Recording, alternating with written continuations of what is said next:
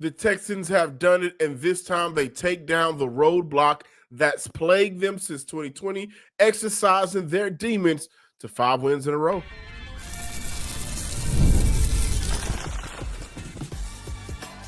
You are Locked On Texans, your daily podcast on the Houston Texans. Part of the Locked On Podcast Network, your team every day. Battle Red Nation, from H-Town to your town. Today's episode and every episode of the Locked On Texans podcast is for Texan fans all around. Got a really fun show for you today, recapping Sunday night's victory for the Houston Texans. This is a Victory Monday podcast, so we'll dive into why beating the Chiefs feels good. It's a lot of reasons why beating the Chiefs feels good for the Houston Texans. Also, in the second segment, stick around for this conversation, because after last night's victory, when I look at some of the better defenses since 2020, since 2000, I look at the quarterback play.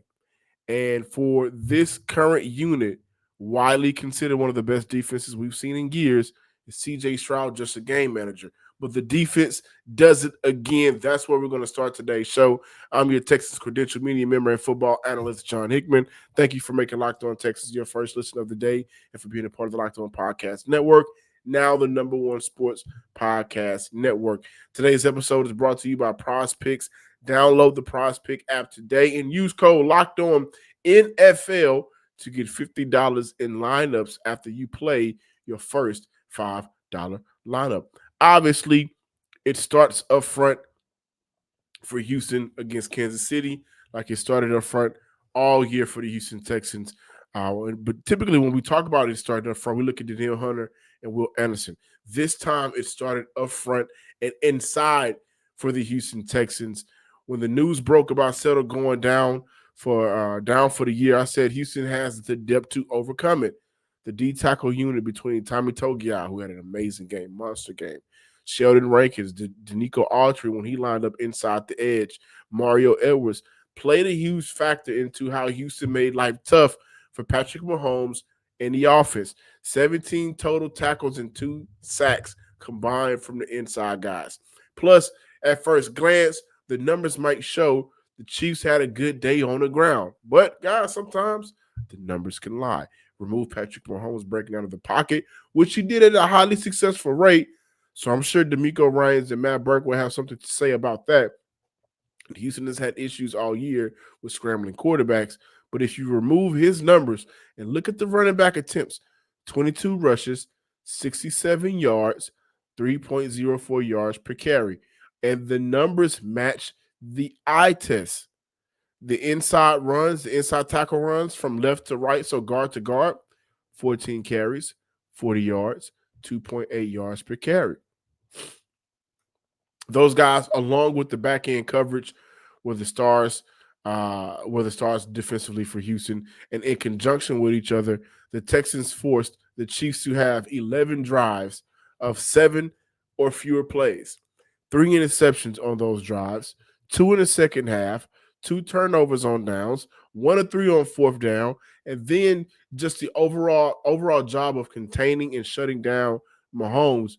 The numbers say 2 picks in the second half, under a 30% completion percentage, 3 forced incompletions, but the level of physicality, I think, disrupted Mahomes and company all night, and they never adjusted to it. They never adjusted to the physicality level that the Houston Texans brought, especially when they got to the second half. And that goes to show guys like Jalen Petrie, who is playing, it's time to say it, playing at an all-pro level. Last night, he just doing things, getting the interception that he caused on a pass deflection, turning around and picking that off, right? Coming down and hitting, smacking boys, right?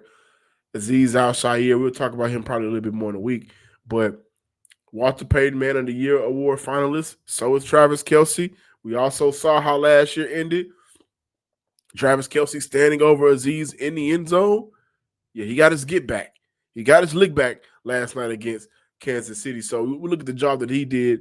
And also, I'm looking at the young man, the sophomore cornerback, who, when we talk about Houston's defense, typically we lead with who? Well, we'll lead with Danielle Hunter. We'll lead with Will Anderson. We'll lead with Derek Stingley at cornerback. But who I thought played phenomenal. Kamari Lassiter, 1 interception, 2 pass deflections, 6 tackles. And then we look at Jalen Petrie, 1 interception, 2 pass deflections, 5 tackles. Those guys in the secondary, along with Azeez Al-Shaair, and Derek Stingley, by the way, only allowed 1 catch for 22 yards. So still a shutdown performance from your shutdown cornerback. This is how many weeks in a row now under 30 yards? This is how many weeks in a row now? 1 or fewer target catch allowed. He still continues to be the guy that we know he is. I even think Azeez allowed under 10 receiving yards on the night. So defensively, they just do it again. They continue to do it. The receivers didn't have an answer to the physicality. The O-line didn't have an answer to the physicality. Those guys being down a few of the starters. Then they go down a reserve player as well in the second half when it felt like the Chiefs' magic might strike again. Because of the ineptness of the Texans offense in the third quarter, the defense continued to make plays. Speaking of the Texans offense, all week, there's a couple of things that I said. Hey, the first team to 20 is going to win this game. Well, Houston got to 20 exactly. They win 20-10. What else did I say last week? I wanted CJ Stroud to have a game to stamp himself during this winning streak. And it may come to close out the year. It may come against the Chargers, who he's had their number. It may come against the Raiders. It may come against Arizona. It may come against Coast the second time around, and the Coast are just breaking down everywhere. So they're in a bad place. But I really wanted CJ Stroud to have his moment against Kansas City. And though he started the game off pretty good, I know it came in moments, but not for the entire game. And I walked away wanting more from CJ Stroud, Nick Caley in the offense. No complaints in this win, but my question is CJ Stroud the game manager? Stick around for more Texans Talk. This episode is brought to you by Prize Picks. The holiday season is one of the best times for sports. You got bowl games. No thanks to Notre Dame, by the way. You got big basketball matchups. You got playoff pushes like the Houston Texans are in right now. It's all happening at once. And while we're making choices every day, one of the most fun places to make the right call, is Prize Picks. Prize Picks is the easiest way to get in on daily fantasy. Just pick more or less on at least 2 player stat projections, lock in your lineup, and if you're in the game, you're in the game. It's simple, fast, and available in 45 states, including California, Texas, Florida, and Georgia. Creating a lineup takes less than a minute, and the app makes the whole process smooth and intuitive. You can choose from a huge range of unique stats, fantasy scores, field goals, attempts, free throws made, turnovers, whatever fits your strategy to get you your win. Download the Prize Pick app today and use code LOCKEDONNFL to get $50 in lineups after you play your first $5 lineup. That's code LOCKEDONNFL to get $50 in lineups after you play your first $5 lineup. Prize Picks, where it's good to be right. Welcome back, Texan fans. Just looking at some of the numbers for Houston on the year through 13 games for the defense. First in points allowed at 16. First in yards allowed at 266.3. First in passer rating allowed right under 70 at 69.8. The only defense in the NFL with more interceptions, 15, than TD passes allowed, 12. Shout out to Adam Wexler, who posted that on Twitter last night. And also some next-gen stats for you guys, just to continue to show you how dominant this defense was for the Houston Texans. The Texans pressured Patrick Mahomes 18 times on Sunday night, tied for their most in the game this season. When forcing pressure, they held Mahomes to 2 completions on 12 attempts for 40 yards in interception and sacking him twice. The defense continues to steal the show, not only for the Houston Texans, but for the rest of the league.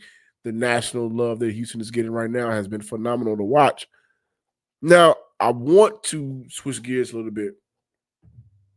And before I do, talk about CJ Stroud, who last night, after that first touchdown, And if I'm being fair, I didn't see the illegal shift. I thought that was a bogus call, and that was a dot from CJ Stroud to Dalton Schultz to find the end zone, but that was called back.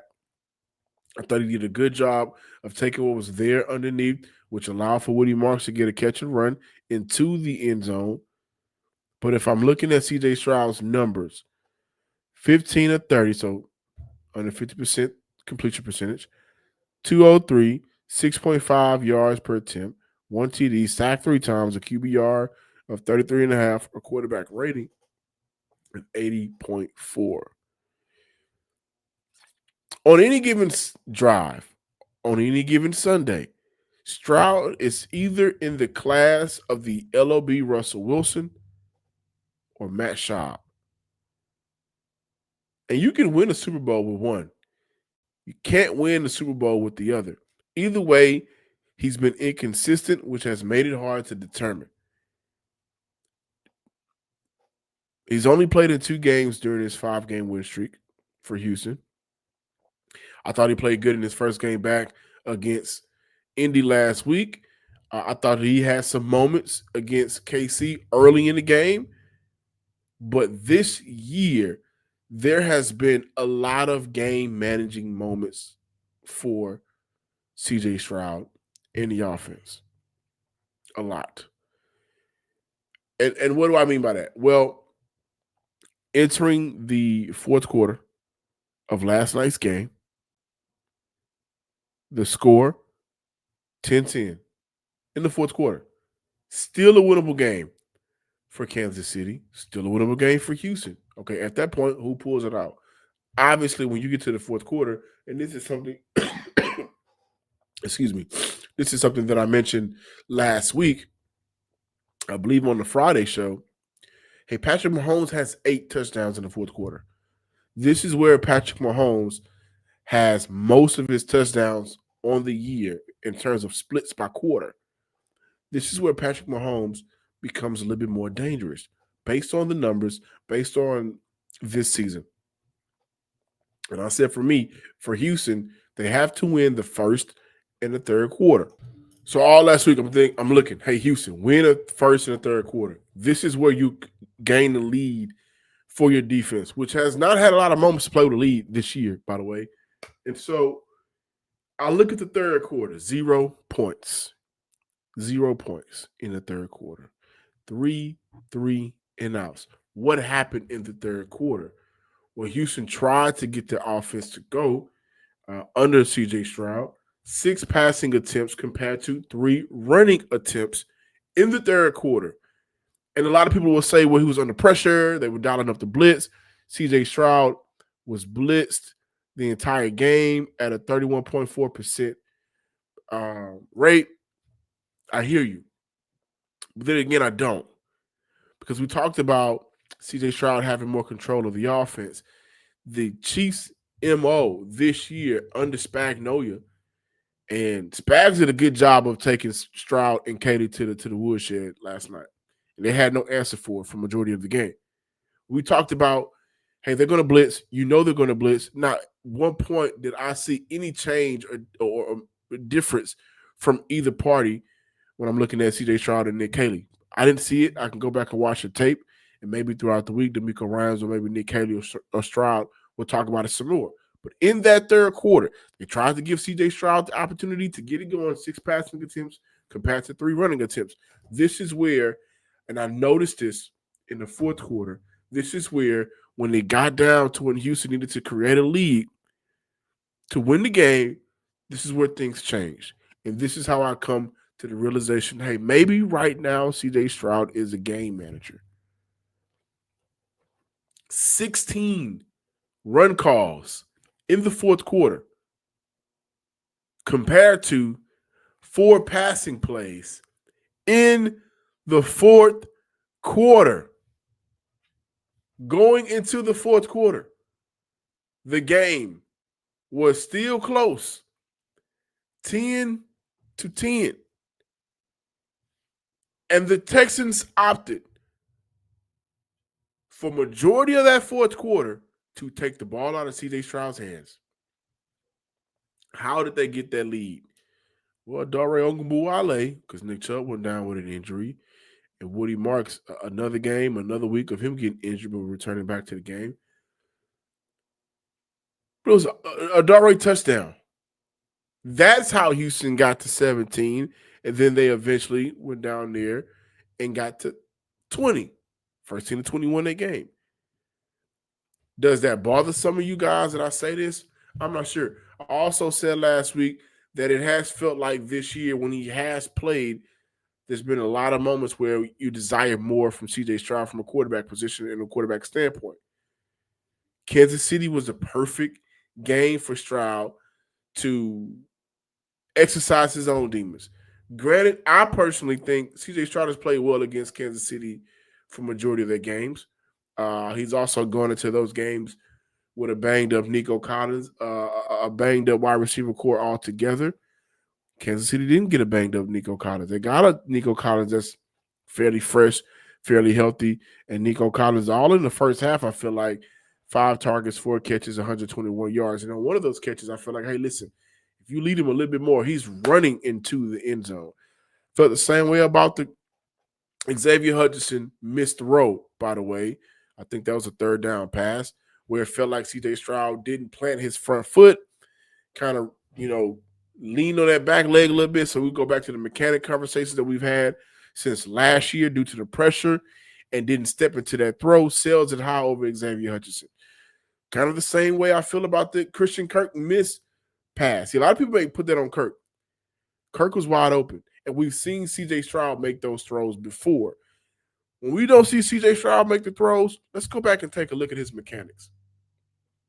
Now, sometimes mechanics may be perfect. He just may miss a throw.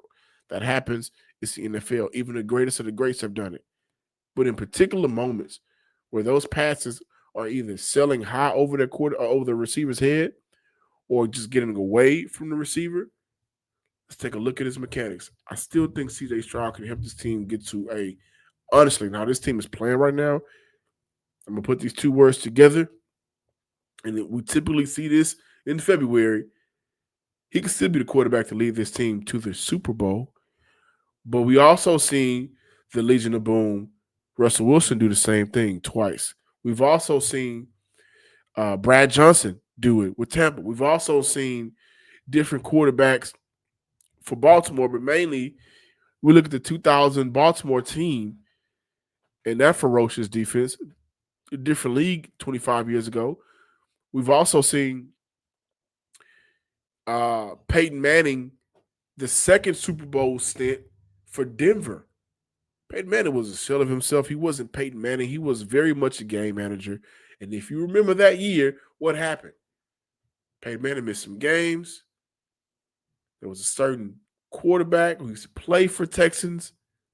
Brock Osweiler stepped in, ended up signing a 3-year, $72 million deal. So maybe this is Davis's last year in Houston. I'm not sure because he won 3 games during his 5-game win streak. But what I'm getting at is we've seen defenses, at least since 2000, win championships and their quarterback be game managers. It's very much possible. Even in the Patriots-Rams Super Bowl, Brady's last run with New England, in that Super Bowl, Brady managed the game. And the defense won the game. So it's not far-fetched for Houston to actually make a Super Bowl run. I think with how those guys are playing right now, it's very much a reality. But I think what we have to come to realization is we don't need CJ Stroud to be phenomenal. He hasn't been phenomenal all year. I think he has 12 total touchdowns on the year, maybe 13. I think he has 6 interceptions. He ain't got to be phenomenal. He ain't got to be great. But is he the quarterback to manage the game to get to the Super Bowl? Yeah, he may very well be because he's done it so far. That's been his MO for the 2025 season. But let's talk about why beating the Chiefs feel good on the other side. We got more Locked On Texans talk on the way. The NFL season is popping right now. Houston's on a 5-game win streak. And honestly, Texan fans, when the Texans return back home, you need to be in the stadium. There's no better place and no better feeling than being in the stadium surrounded by fans cheering on your Houston Texans. But let's be honest, I understand it. Getting tickets can be a hassle between queues, login screens, and prices jumping at checkout. It's been frustrating. That's why I use Game Time. The app gives the advantage back to the fans. Game Time is fast, easy, and backed by the Game Time guarantee. You'll always get 100% authentic tickets delivered on time and at the best price. Plus, all fees are included, so the price you see is the price you pay. I pulled up Game Time, and in just a couple of taps, I saw amazing deals. I'm going to take my mom out to a comedy set this weekend because I found some affordable tickets over on Game Time. I'm talking about your favorite theater event. I'm talking about your favorite musical event. I'm talking about your favorite NFL teams and games as low as $100. The app made it super simple. I can even see exactly where I'm sitting before I buy my ticket. Download the Game Time app, create an account, and use code LOCKEDONNFL for $20 off your first purchase. Terms apply. Again, that's promo code LOCKEDON NFL for $20 off. Swipe, tap, ticket, go. Download Game Time today. And it feels good. Yeah. It feels good. Ooh, doo, doo, doo, doo. It's a victory Monday for the Houston Texans. Texan fans, do y'all understand what's going on right now? 5 games in a row. 5 games in a row. During that span of games, let's see who the Houston Texans have played during that span. In 3 straight weeks, the Texans have faced 3 of the top 5 offenses in the NFL by points per drive stats. They have held them to 19 points. That's Buffalo. 16 points. That's Indy. 10 points. All 3 dubs. But let's talk about why beating the Chiefs feel good. This Houston Texan win could very well be the reason why we don't see Kansas City in the playoffs. This Houston Texan win could very well be the reason why we don't get all these flags on the field in the playoffs. This Houston Texan win could very well be why we can get some real hard-hitting football back in the playoffs. This Houston Texan win could very well be why Houston doesn't have to worry about Kansas City in the playoffs, where they have had their number. They don't got to go to Kansas City this year in the playoffs when it gets cold outside. This is why beating the Kansas City Chiefs feel good this year altogether. And I spoke about it a little bit about the poetic feel this season has had for Houston. You start 0-3. We all lose faith and hope. I'm one of those guys. I say, hey, if they don't beat Denver, they're not in the playoffs, right? You start 0-3 on the year. You beat Tennessee. Then you get to Baltimore. Baltimore has been a thorn in the Texans' side for years now. We all remember the Beyonce Bowl, where they embarrassed Beyonce at home. That's probably why she didn't do nothing extra and bring out no guests when she went on tour out here. Y'all ain't going to embarrass me again.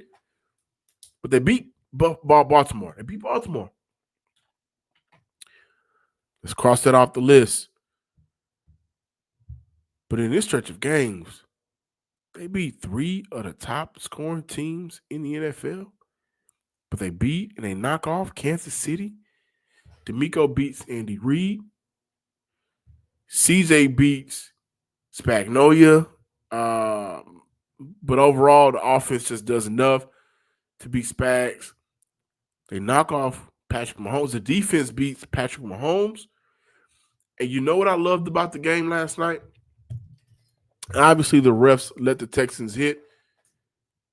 But on a crossover show, I said, hey, man, the approach for this game has to be different. Because we know in the past, players like Aziz or Anderson, we know in the past, Patrick Mahomes has baited the Houston Texans into roughing the call penalties. Roughing the quarterback penalties, late hit penalties. So the mental aspect of last night also showed the maturity of the defense. There were times where they will make the play. Kamar Lassiter's a perfect example. The pass breakup in the end zone. Typically, we would see Kamar Lassiter get up and do the helmet slap and turn up on the sideline or turn up on the field. Kamar Lassiter got up. We got more football left to play. Okay, maybe that's because it was, you live for another play, you live for another down the drive, whatever. Kamar Lassiter gets the interception, gets up.